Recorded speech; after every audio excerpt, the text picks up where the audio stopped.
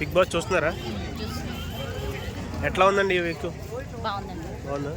ఎవరు favourite contestant? Nikhil. ఇంకా ప్రేరణ. Okay. Elimination Shekhar భాష ఎలిమినేషన్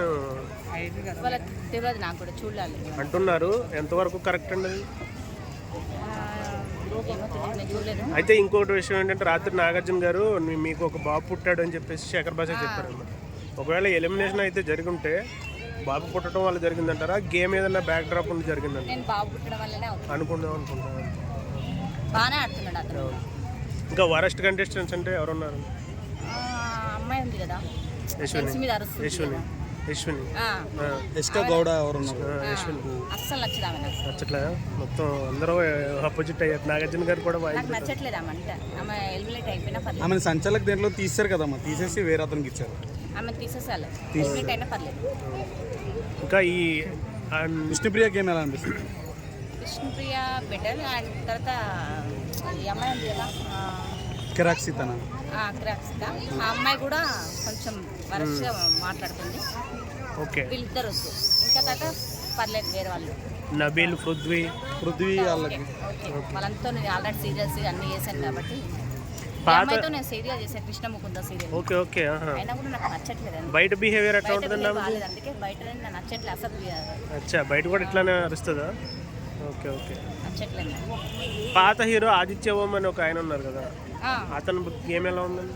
బాగానే ఉందండి, అందరిది బాగానే ఉంది. అమ్మాయి ఇద్దరిదే కొంచెం. ఓకే. ఒకవేళ ఎలిమినేట్ అయిన వాళ్ళు వస్తే అక్క ఉంది కదా బేబక్క, ఆమె రావాలని కోరుకుంటున్నాను. యాక్చువల్లీ బేబక్ గేమ్ బాగుండేది అన్న. మరి ఎందుకు మేడం ఆమెను ఎలిమినేట్ చేశారు అందరూ? అదే అర్థం కాలేదు నాకు కూడా. మళ్ళీ తీసుకొచ్చే ఉద్దేశం ఉందంటారా? మళ్ళీ ఆమె రావాలని కోరుకుంటున్నాను. ఒకవేళ వస్తే అంటే వచ్చేదంటే ఆమెనే రావాలి. ఓకే.